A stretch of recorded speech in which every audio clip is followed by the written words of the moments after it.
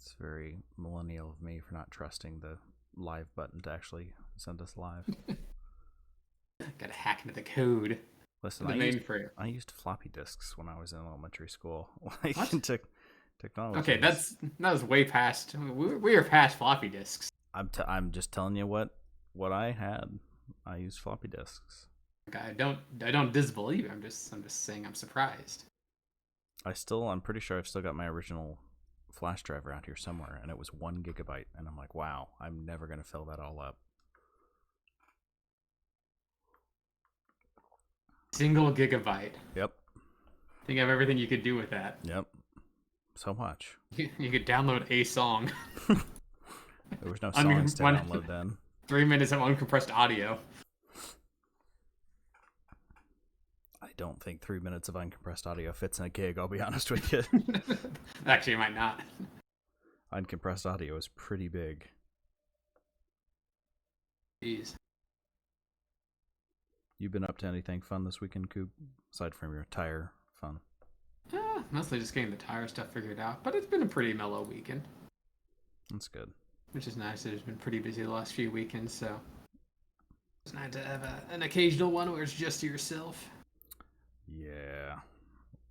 Went to a cousin's baby's birthday party. Okay. 3-hour drive there one way. It's worth every minute. And then the traffic around Indy was just god awful. What should have been a 3-hour drive was a 4-hour drive. Sorry, what should have been a 2.5-hour drive was a 3.5-hour drive. So that wasn't fun.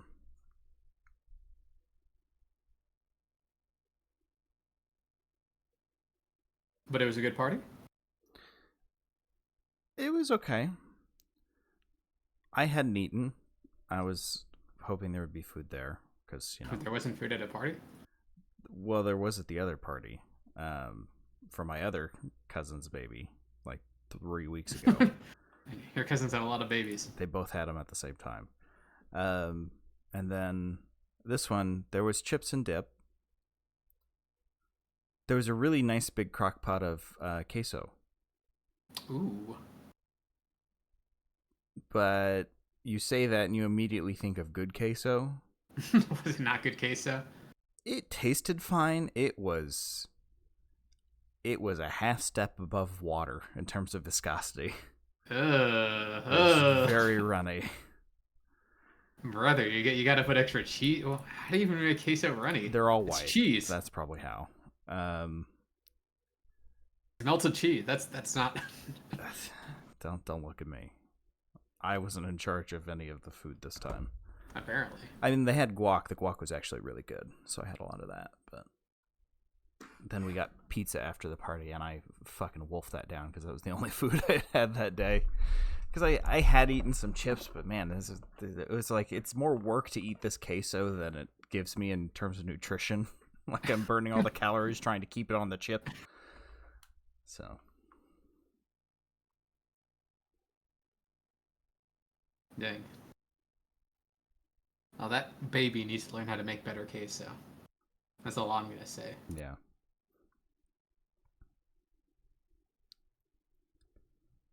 She's very expressive. I got her a fidget spinner. Like it's one intended for babies. It's got like a suction cup on the back and it's fun colors. And she is obsessed. I keep getting pictures from my cousin. Like everywhere she's going, she's taking this thing with her and wants to play with it. So I think I did a good job. You're gonna be the cool uncle. Yeah. Or second cousin? Technically, she's my first cousin once removed, right? Because she's my cousin's kid. So you go down a step. So first cousin once removed. Yeah, I always get that mixed around. Because if you go straight across, so the distance between you and the person, your generation, quote unquote, is first cousin, second cousin, third cousin, whatever, right? So first cousin is your parents' siblings' kids. Second cousin is your grandparents' siblings' grandchildren, I think. There's some graphic. I'll see if I can find it. Send it to you. I'm just gonna call her cousin because no one uses once removed, twice removed, any of that shit. Who cares? Yeah, it makes it a little tougher. So, but I'm basically to try and be the cool uncle. That's what it amounts to. It's always fun to be the cool uncle. Yeah. All the fun and the responsibility. Exactly. Yes. Don't have to feel bad about spoiling. Well, that's what uncles are for. Yeah. Well, you wanna get on started with this then? Yeah, let's jump into it. Before I fall asleep at my desk. Lord. Yeah, let's jump into it. Well, hello everyone, and welcome back to the Audio Shop Podcast. Been a little bit of a break. Cooper's been out traveling the wild, wild west. But we're more here. like the wild Midwest, but yeah, whatever. The West is in there. This week we are back with Watertown by Frank Sinatra. Yeah, you want to give us a little bit about Sinatra? I think we did his Christmas album, right? That's the only thing we've done by him. Did. I'm not sure how much you count a Christmas album as like an album. Wasn't it not very good? Was that the Christmas album? No. We listened to an Elvis Christmas album. Oh, that right. That was the one that was terrible.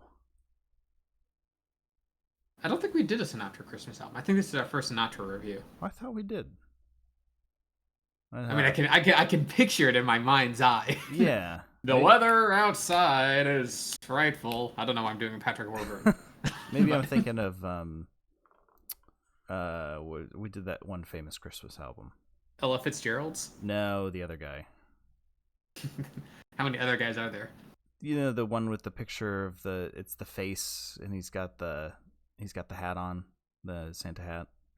Guy with the picture of a face with a Santa hat on and a Christmas album. You're thinking of Bing Crosby. Bing Crosby, yeah, that's the one I did. And who was it that was it? Childish Gambino? No, somebody made a Christmas album and parodied that cover recently. I don't remember who that was, but I saw that. I'm like, that's clever. I like that.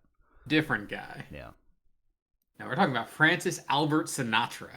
Is Frank is short for Francis? I mean, that makes sense, right? I guess. It feels wrong. Born 1915, died 1998, so long life. He was an American singer and actor. Of course, he was in famously in Ocean's 11. That's it. The original Ocean's 11. I thought you were fucking with me. No. He in 1960. He was and he was the lead in Ocean's 11. The newer one with George Clooney is a remake of that movie. I had no idea. Yes.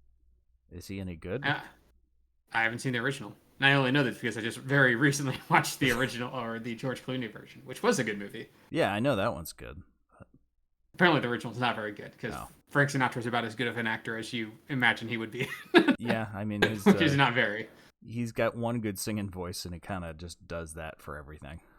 I mean, everyone's got one good singing voice, right? Well, we'll get to that later. Nicknamed the chairman of the board, or Old Blue Eyes. He's kind of one of the best-selling entertainers of the mid-20th century. Best-selling artists overall. He has 150 million record sales globally. So, no slouch. Of course, he's, won a huge amount of, awards, Grammys. 11 Grammys, actually. Which is quite a few. And it's obviously iconic in the singing world. Mm-hmm.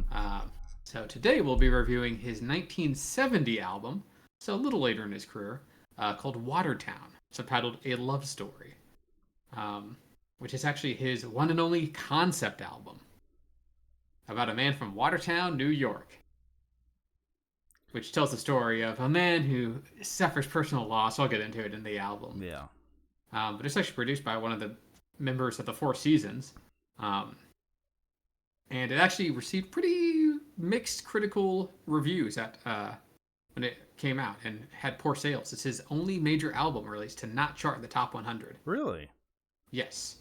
It has since then been reevaluated as one of his finest albums, and that's one of the reasons we reviewed this multiple lists said that Watertown was the album to listen to. So maybe this was a Marty McFly, you're not ready for it, but your kids will love it kind of thing.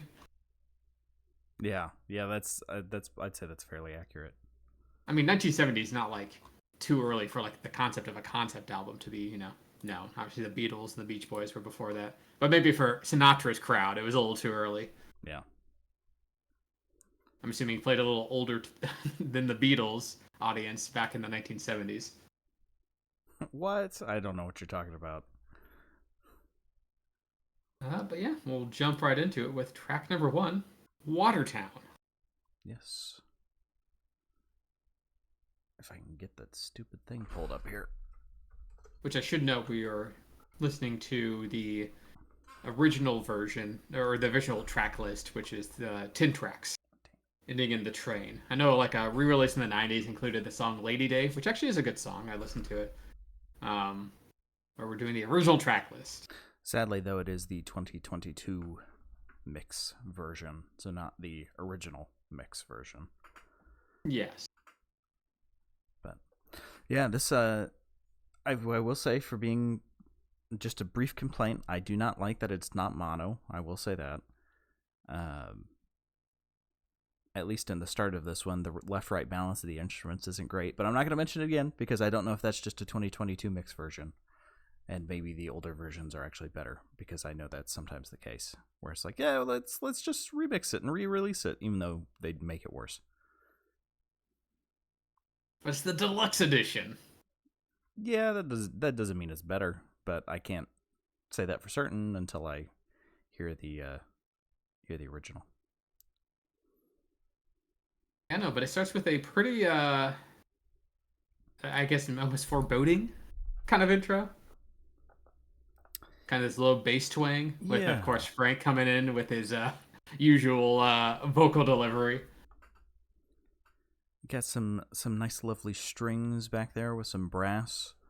The instruments have really great presence without blasting over his voice, even though they're quite loud. Everybody's very well balanced. I mean, it's a pretty, especially as the song gets long, it's a pretty dense backing instrumentation as well. It's got guitar, like orchestral brass and violins. Mm-hmm. A little bit of something for everyone. It's so dense. There's so much going on. There's a little bit of Spanish guitar there at the end as well. And gotta love it. It could have some train sounds, some nice train sounds over like was it like a clarinet solo? There was a clarinet. I can't tell. There was it was a flute. I'm pretty sure. Flute. This is the opener for Watertown. It's obviously describing the setting of Watertown, New York. Mm-hmm. Which from at least the description here, Sinatra does not have a super favorable opinion of. A sleepy little town. I mean, it's like an actual town in New York. Trying to figure out, it's probably pretty upstate. Yeah, it's actually very upstate. It's like almost on the lake. That should be a nicer area then, I would think. I'm talking like super upstate. So maybe it's Maine? so upstate. Not even Maine, it's almost Canada. So far north, it's in Greenland. It loops back around, it's in South America. That's how upstate it is. No, I'm assuming it's too far upstate for even New Yorkers to go for like their vacation outings, right? Because that's to be upstate. It can be too upstate, right? Yeah. Ithaca, Utica, maybe, but Albany, but not Watertown.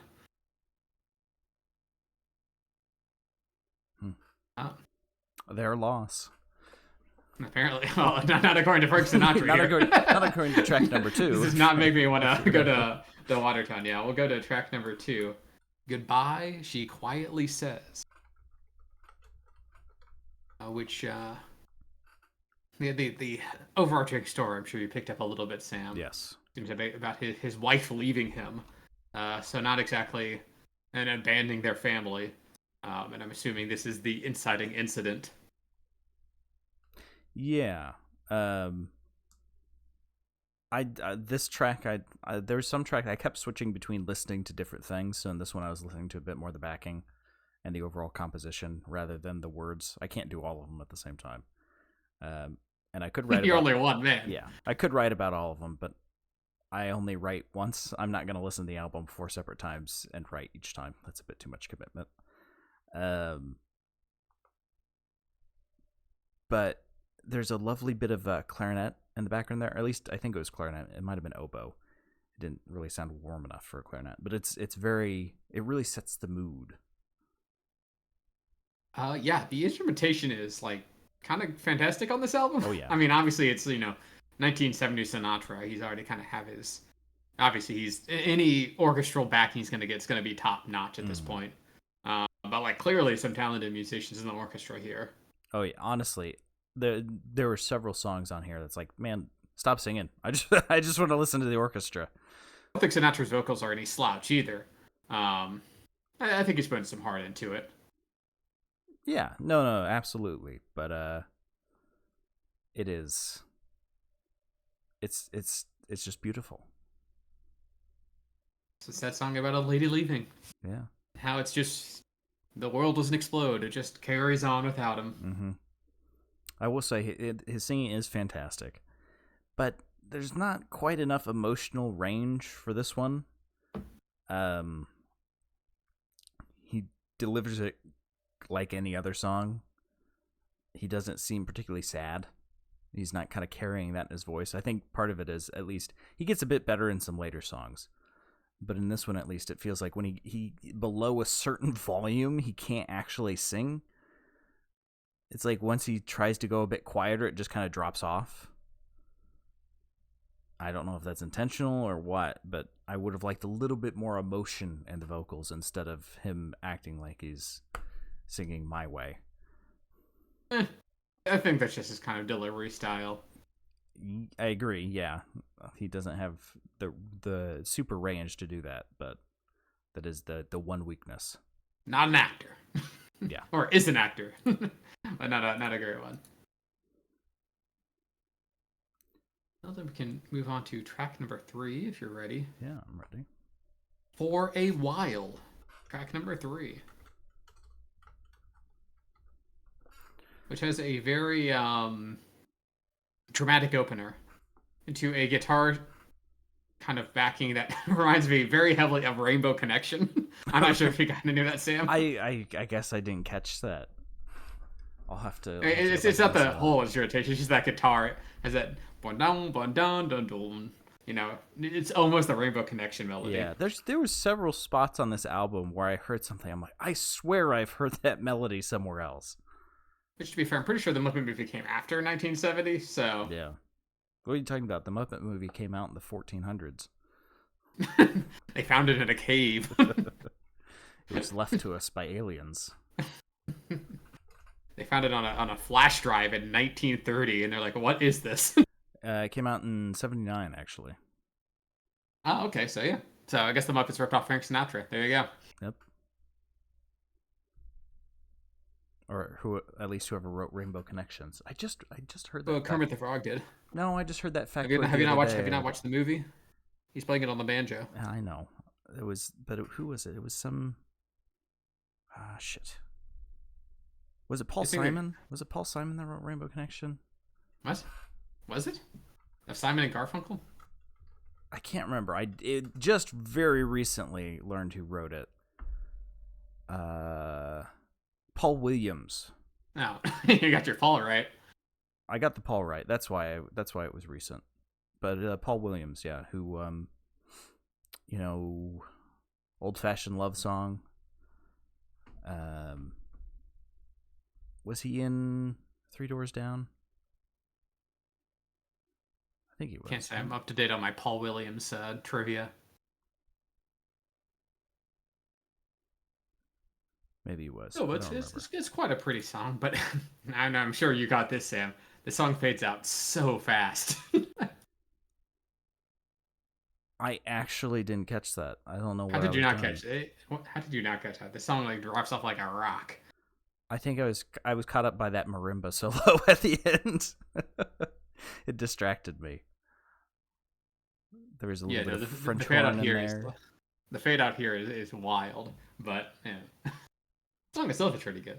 Yeah, it's probably because I was just listening to the instrumental. This is one of the ones I'm like, man, the album would be very different without Sinatra singing, but this is one where I kind of want to just hear the instrumental. Yeah, no, I mean instrumental's great here.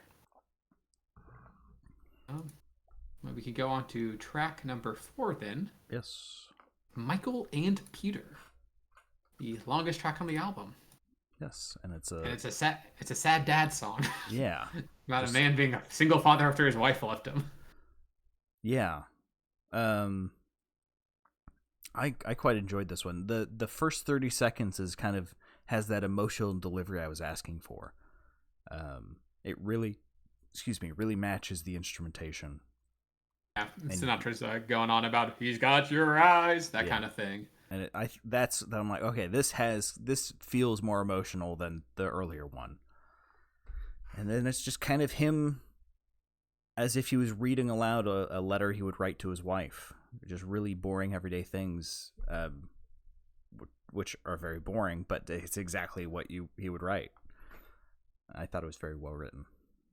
And then there's like a bit of a dropout, and like the piano comes in, which and Sinatra starts belting over it, which actually I really like that transition. Yeah. I will say the ending is a tad weak for how strong the first like 3/4 of the song is, but I don't think it's weak enough to detract from it.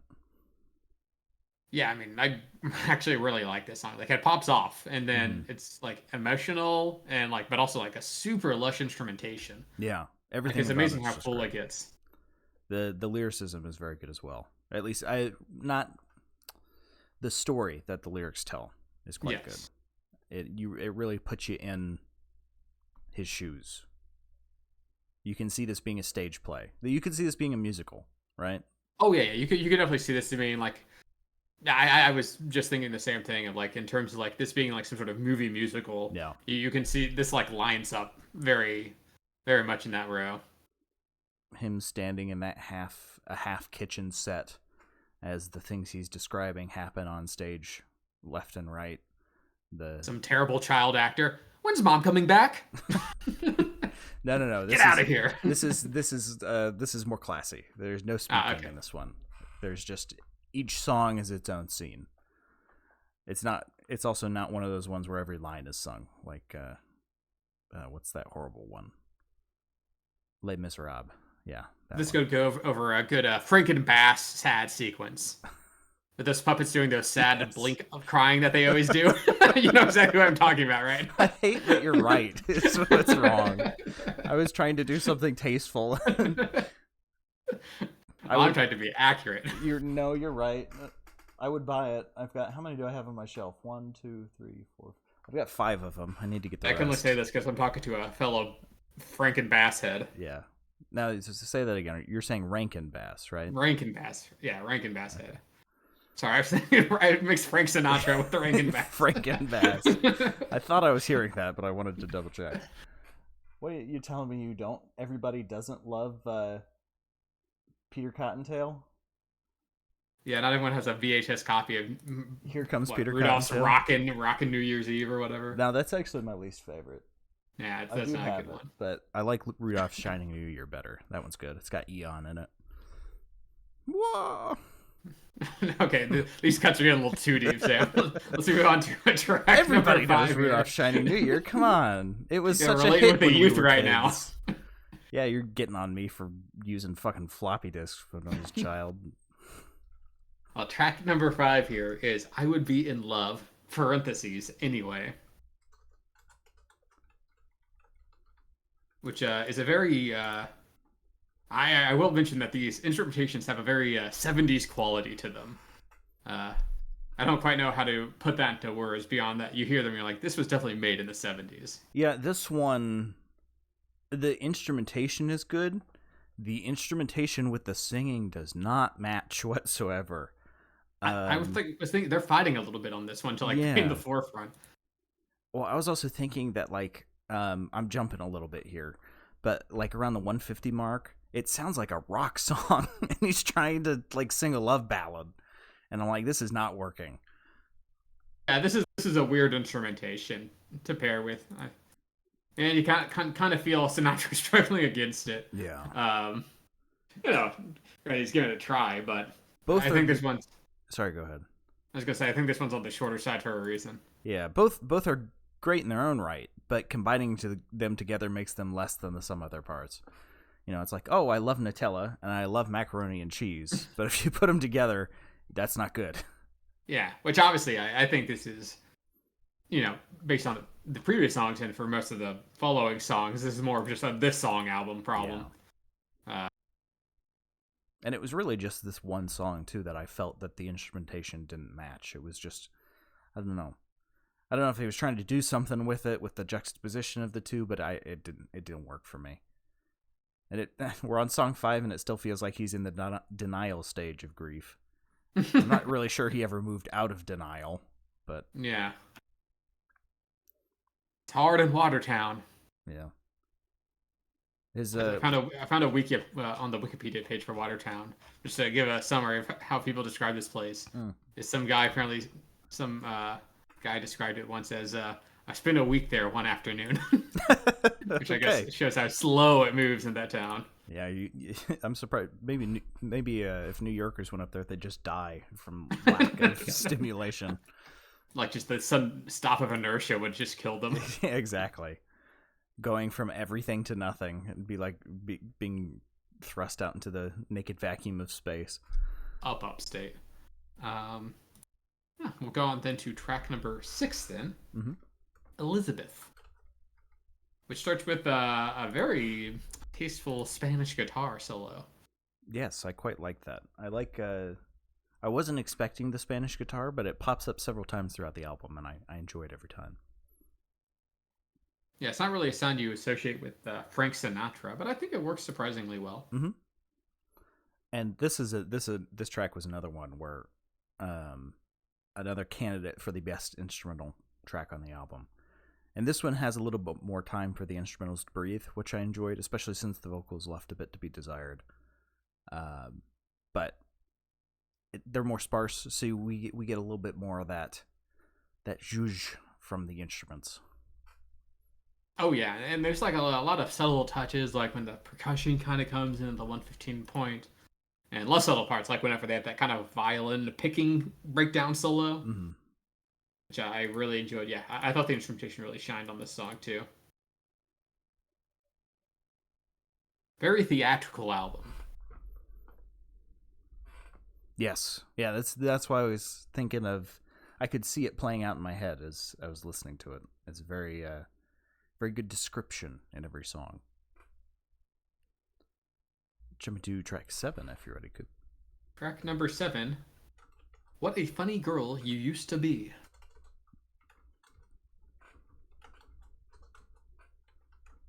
All the songs on this album carry certain melancholy to them, mm-hmm. which I guess makes sense given kind of the overall concept of this album. But this one's particularly nostalgic.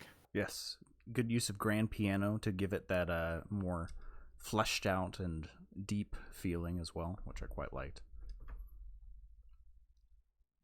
I like the line Sinatra says about how her kitchen used to look like World War III. Yeah. Like, what is she doing and what is she cooking there? I always found mustard on the ceiling. It's like, I did notice as it went on, it got a little bit more and more unhinged, and just like, dude, she's not coming back if you're saying these things. Yeah, so sometimes it dips a little into self-parody, but yeah, like that line itself, like that's, if you read that in a letter, you'd be like, well, fuck you, I'm not coming home. Like a spoiler alert, he released an over by the end of the album. Yeah. So and this is where I picked up on a bit of a pattern of how he writes these songs. He usually hits a line at about like 20 or 30 seconds left and then just repeats it a few times as it fades off.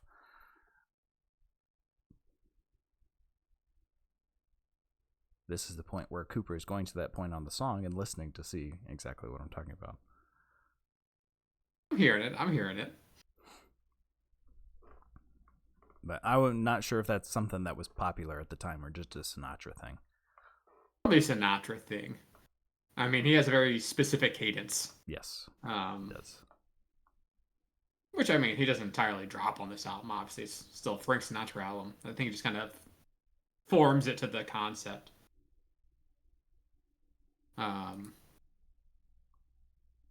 No, but quite a good song. I like it. Yeah. Jumping to track number 8. Track number 8. What's Now is Now. It starts with a kind of piano xylophone mix. See, this is when I was listening more to the lyrics. But it does have some brass and violence that kind of floated before, of course, Sinatra gets in on the song. And I was like, we're 8 tracks in, right? Who knows how much time has passed? And I'm like, man, he's still trying to get her back. And I don't think she's going to come back saying, when you say, I know it all, and I am all that matters. I'm like, that's not a good way to get her to come back. Well, it's interesting because if you go into the Wikipedia article for this album, the guy who wrote the lyricist, literally in the liner notes explained every single song in terms of what they meant for this story. Yeah. Holy shit! Where is it? Is it just you said on Wikipedia? Yeah, just the Watertown album, Wikipedia. Oh damn. Yeah. So I guess this song is literally about. I mean, yeah, it's not being over. It's just that she's gone with somebody else. Ah. Okay.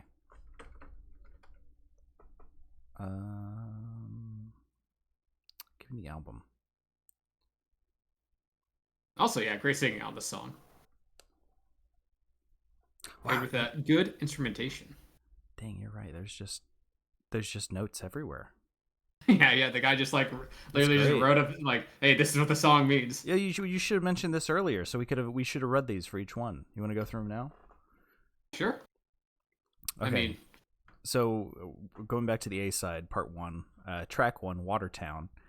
He writes, "It was the setup for everything that followed. I had in mind a model lazy afternoon. I wanted a languid feeling. If we had done the TV special, it would have opened up with the credits going by." Oh, so it was intended to be. I did not know it was for a TV special. Yeah. This is why I'm saying we should be reading these along. It gets the actual meaning behind everything we're hearing. Track 2, Goodbye. She said quietly, "I had a line in my head. There was no tempest in the tea." Ooh, that's good. That's what led me there. I love the idea of these kind of goodbyes that people have where nothing is happening emotionally. It knocks me out that there is nothing on the surface. People are just sitting in a coffee shop and devastation has happened. They don't articulate their feelings. Instead, they are putting sugar in their coffee and spooning cake. They're having a quiet conversation, but meanwhile, a life is coming apart. Yeah, that's kind of what we gathered from that. This Jake Holmes has a way with words. Yeah. For a lyricist. Track 3, For a While. I always felt that there is a moment in your life when you forget something that is really terrible. For 5 minutes, the sun is shining and everything is beautiful. Then, all of a sudden, you realize that the person you cared about is gone, and it all comes back. It is one of those horrible things about grief. One of those little holes in grief where it becomes even more painful. Track 4, Michael and Peter. I had lost a child in my first marriage. I would have had a child by myself if I could have. Laughs. Did he write that? I assume so. I guess parentheses laughs parentheses better than lol. I desperately wanted kids. In a funny kind of way, Gaudio's kids were models for that song. He was one of the co-writers. I see. I put it in letter form because it was the only way the guy could articulate those sentiments to her. Okay, so that's exactly. I kind of picked up that it was you got it, yeah. letter. Track 5, I Would Be in Love Anyway. I guess it's that you can't regret when you are there, even if life takes you someplace where you don't want to be. In a strange kind of way, it was this guy trying to let go of this woman without being angry with her. You know, throughout the story, he was really never angry at her. He kind of understood she had to go. Track 6.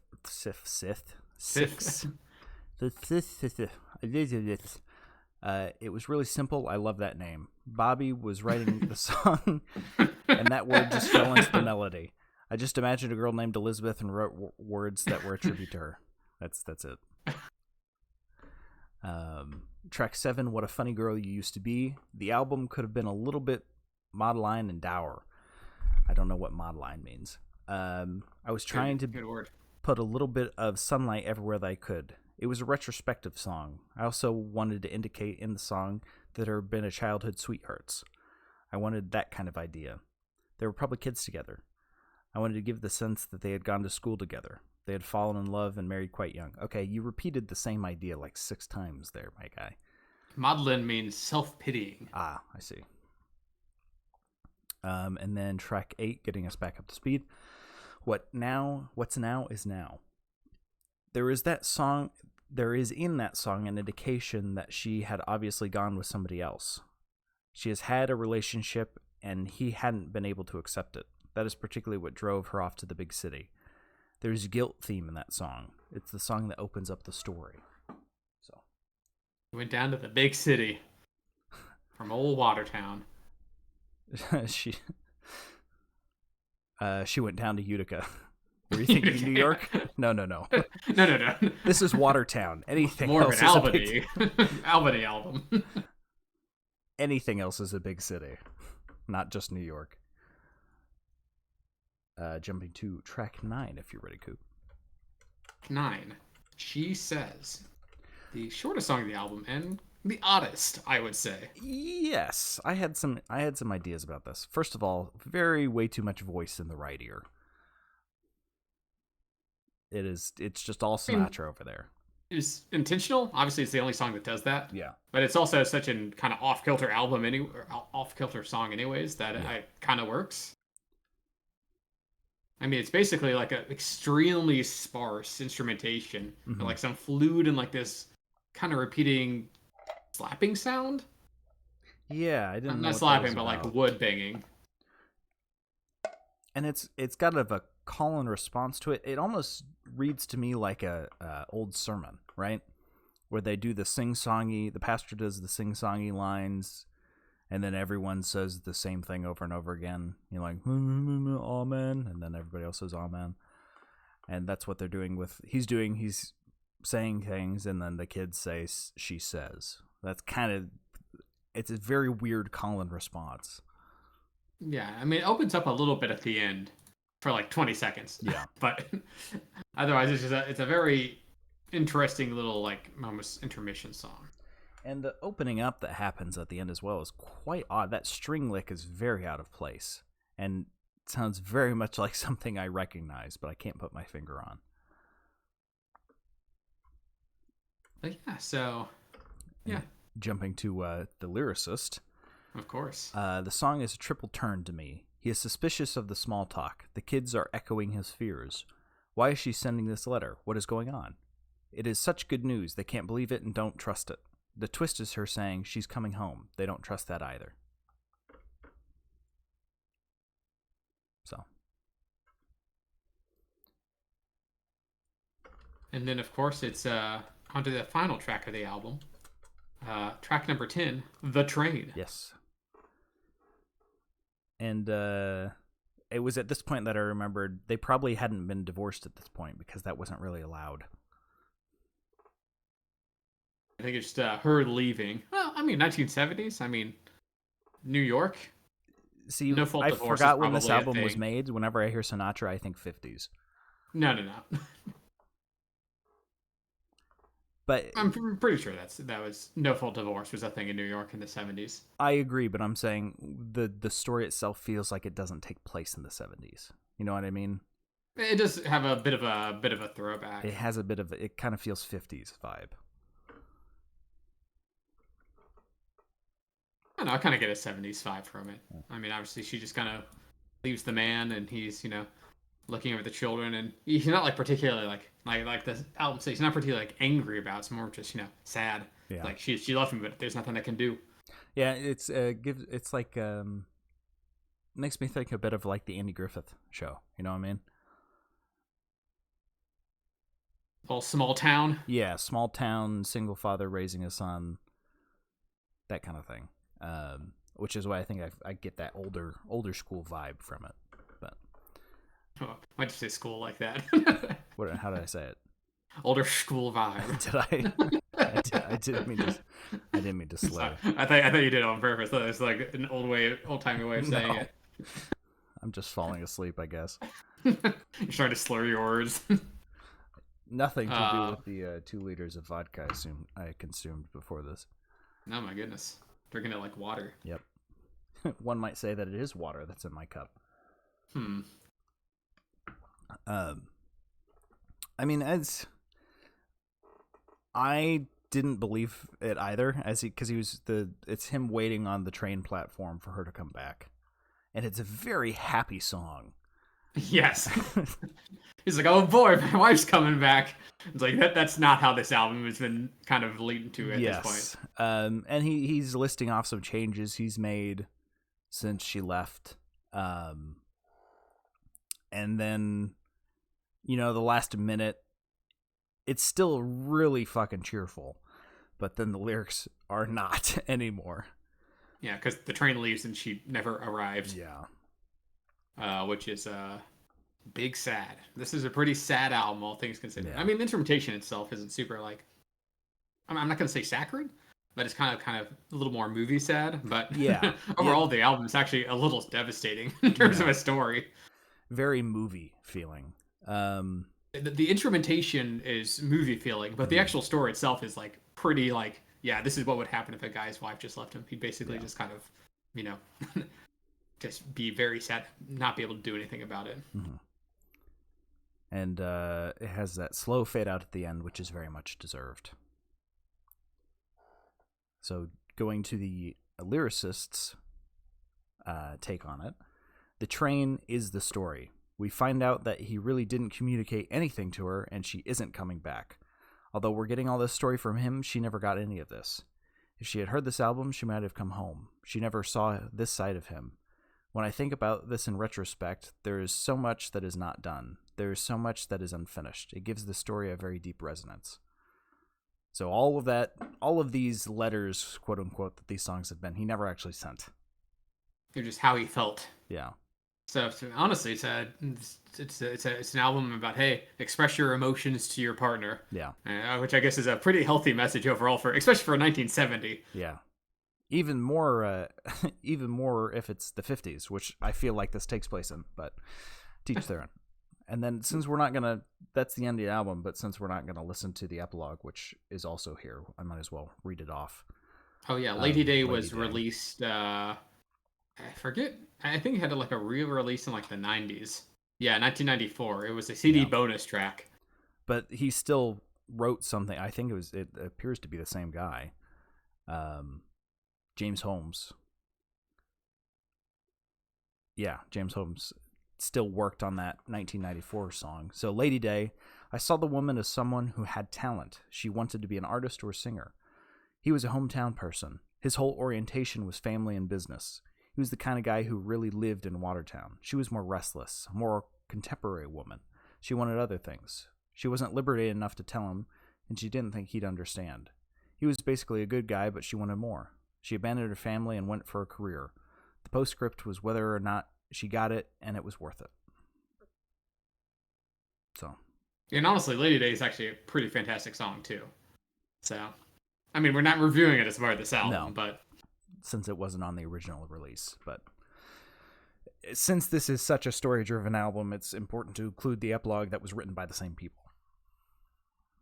Yeah, it's actually Lady Day might have my favorite Sinatra vocal performance on this entire album. Wow! But again, I can't review it. It's not on this album. We're not listening. Go listen to yourself. Well, that's the album. Let's go least favorite song first, Coop. Which is your least favorite track? Actually, it's not that hard. I would say I Would Be in Love Anyway. I agree. Okay, so yeah, you're in line with just that instrumentation and the vocals are completely fighting on this song, which I mean makes sense that it could happen. They're both very powerful instrumentations, and Frank Sinatra's voice is basically something that always wants to be in the forefront. Yeah. And this is the one song where it really kind of fails to align those two. Yeah, it just... I mean, She Says is odd, but it's not bad. The I Would Be in Love Anyway just doesn't mesh. It's like you took a instrumental and you took an unrelated vocal and just kind of smashed them together. Yeah, it does feel like one of those kind of like amateur like YouTube compilations. Like, oh, we took the lyrics from this song, put on this instrumental. Yeah, exactly. But and you can tell they're from different songs. It's like that, but it's for a song Yeah. that it should have felt the same for. But what about favorite? My favorite's gonna have to be Michael and Peter. I agree again. Oh, look at that, 2 for 2. Yeah. Yeah, just like a fantastic instrumentation, tells like a kind of really kind of heartrending story. And everything just kind of coalesces. Frank's vocals, the instrumentation, really all comes together on this one. Mm-hmm. Yeah, it came out very good. It is the longest song, but I think it is also the strongest. I think it earns it, yeah. So that's the album. We got to rate it now. Yes, we do. And I believe you did it last time, Coop, so I believe I should do it this time. Go ahead. Excuse me. So here on Audio Shop, we actually have nothing to do with cars. Cooper and I both work on completely unrelated things, chemicals, and mainly both chemicals. And we just decided on cars one day. You know, we had seen the movie, thought it was a clever concept. That was actually the first time both of us had seen a car. And we kind of just went from there. We wanted to review music and throw some cars in there. Imagine my surprise when by chance I saw one on the road years later and it did have eyes or talked. I know. That was very jarring the first time. But at the tip top, cream of the crop, we've got Showroom, the best of the best. You have to listen to this. You have to show it to everyone. And then bottom of the barrel, 1 out of 5 Scrapyard. Ooh, yuck, get it away from me. I'm dying. And then high or low and everything in between, depending on our mood. So, Cooper, what would you rank Watertown by Frank Sinatra? Ooh, I'm torn. I think ultimately follow my gut here and say like a very high like new. Okay. It gets close to a Showroom. I think there's a couple weak points that kind of take away from it. I would be in love anyways. Definitely a misstep. Not a fan of She Says. And there's certainly times where the instrumentation, you know, as good as it is, mm-hmm. It carries a very consistent emotional tone throughout the album. Like, I mean, it ends in the same spot that it begins, which I know is kind of the point of the story. But it doesn't have as much variation as maybe I would like in a concept album experience. But like otherwise, it's like, I think a really good listen. Obviously, okay. Frank brings it, you know, vocally. The instrumentation is fantastic throughout, you know, for the most part. And I think it tells a pretty, you know, at least in terms of like a concept album, a pretty unique story of just kind of quiet devastation. Yeah. Which you don't really see a lot. Like it's almost like the instrumentation and vocal delivery is very dramatic, but the story itself is very almost mundane, which kind of has a nice juxtaposition to it. Mm-hmm. What about yourself, Sam? I would give it a low like new. I don't rank it quite that high. But it is very good. But I'm not sure I'm going to listen to it again, right? And it also definitely is one I think that benefits from the album experience. Listening to it all together. Kind of hard to pick and choose in this. You kind of want the story, which is what makes the album strong. I think once you take the story away and like, oh, I'm going to listen to this single song, it's a lot weaker. So, yeah, that's what I feel. Yeah, I think it's a very, very good album. People in the 1970s just weren't ready for it. Nope. Or at least the people that listen to Sinatra. Yeah. Emotional vulnerability in my Sinatra album? No! No! I have to communicate with my wife? No! Without using my fists? No! Well, rolling on over then to the Spare Tire, that's the end of the album. Spare Tire is just whatever else we've listened to this past, well, I would say week, but it's been 2 weeks. Well, yeah. They had 3, 2? How's time work? 2. It progresses linearly. Does it? Sometimes it feels cyclical. Well, I guess seasons, yes. But no. What have you been listening to, Sam? I have been listening to quite a bit of Paul Simon, which is why I mentioned earlier, wondering who wrote Rainbow Connection. Um, You Can Call Me Al has been stuck in my head for like a week. I've been listening to it constantly. There was that new King Gizzard song that came out. Oh yeah, pretty good. That was pretty good. Listen to that. What else have I been listening to? Tron Legacy soundtrack, as always. There was a accordion version of Orpheus and the Underworld that I was desperately trying to find after hearing it online. Couldn't find it. It was going to go on my Goofy album. And then, of course, still listening to Armchair Theater by Jeff Lynne quite a bit. That's really been it. What about you? Oh, some Talking Heads, too. I forgot about that. Ah, good. I do like me some Talking Heads. Yeah, no, I've listened to quite a few albums. Finally got around to listening to that new Beyonce album, Cowboy Carter. Oh, how was that? I thought it was pretty good. You a big Eminem fan? I saw he just had one come out. I did listen to his new album. I am not a big Eminem fan. Really?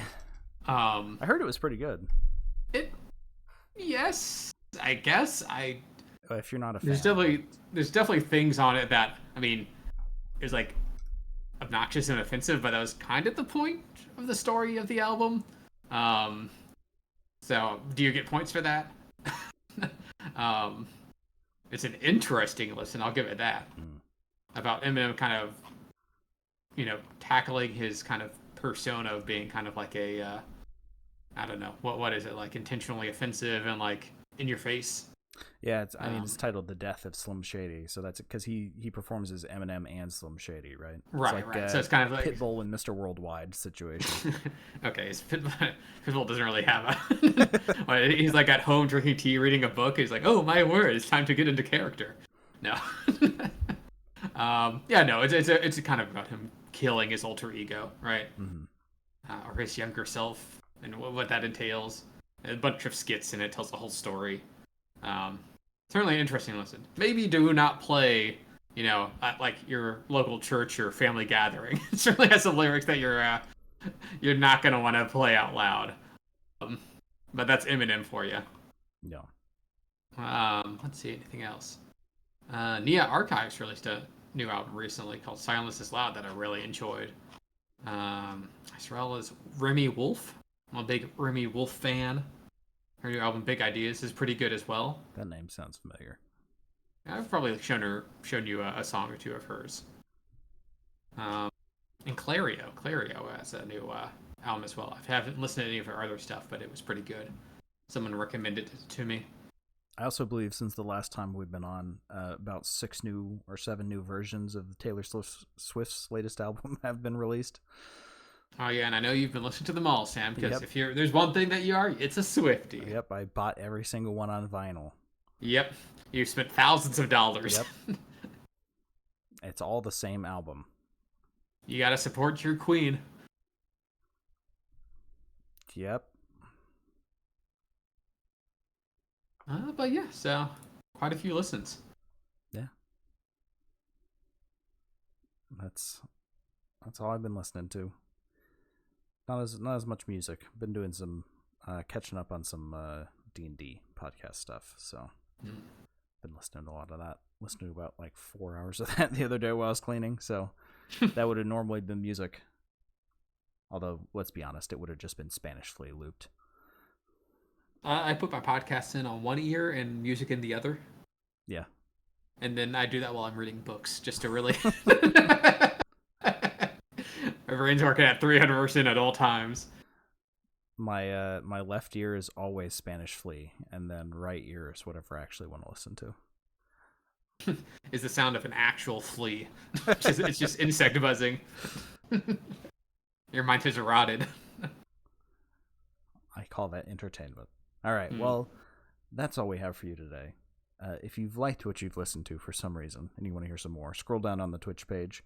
There's a picture of Jeff Lynne. He'll take you over to YouTube, where almost all of our past episodes are stored. And if you're on YouTube and you want to listen to us live, Sundays, 8 p.m. Eastern, usually, you can click the link in the description to our Twitch and follow us there.